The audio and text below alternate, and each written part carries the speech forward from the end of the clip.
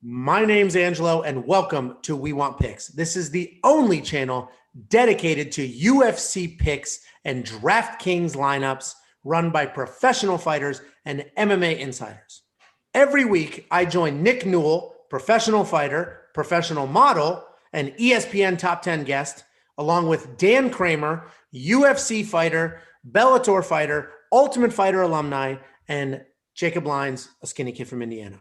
And we break down every single fight, the betting odds, the DraftKings picks, and we set you up for success.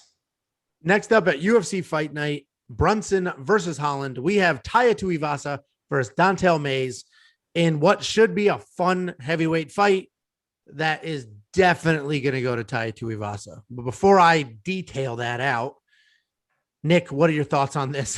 Who do you think wins? Don'Tale Mayes, good fighter, worked well behind the jab his last fight.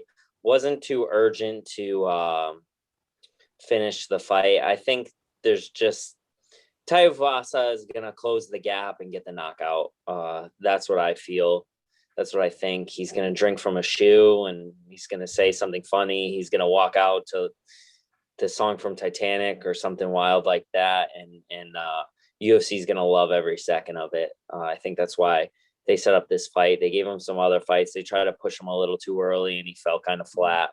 But he's still young and there's a lot of hope for him still. Very marketable, great personality. He's getting it done. He's in my lineup. And that's that.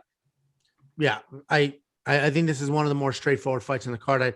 And you're right. The UFC did push him a little too early. He hit a 3-fight skid.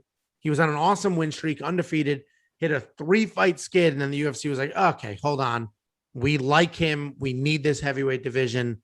Let's give him some help. So they gave him Stefan Struve, and now they're giving him Don'Tale Mayes.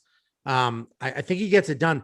He obviously has power in his hands. He has some solid striking, but his low leg calf kicks are phenomenal. He chops people up with those. So I think he'll chop them up, slow him down, and then just knock him out with a big right hand somewhere. He's definitely in my lineup. $8,900 is a steal for a heavyweight, a lopsided heavyweight that will most likely get a stoppage. Dan, I mean, what are your thoughts here? Do you see the same thing?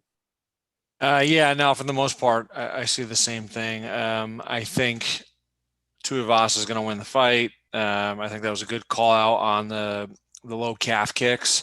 I think he's going to rip that front leg up of Don'Tale Mayes. The one thing I will say about Mayes is he is a big dude, 6'6", 260. So it's not like a Stefan Struve where he's tall and lanky. He's 6'6" and just like a brick house. He's a pretty good, he's an athletic striker. He switches stances. He's pretty fast and explosive. He just, I think Nick, you said it early. He did, his last fight, he didn't really have kind of a sense of urgency to finish, but he pulled off the W against Martinez, who realistically he probably should have put away if he was on that next level. Tuivasa, very, very good striker. He's probably just had a full training camp training for a tall guy in Stefan Struve, so I think that helps him because he's fighting another 6'6" guy. I think he's going to pressure forward with hooks. I think he will win. I'm not touching this for DraftKings just because heavyweights, I feel like it's such a risk reward.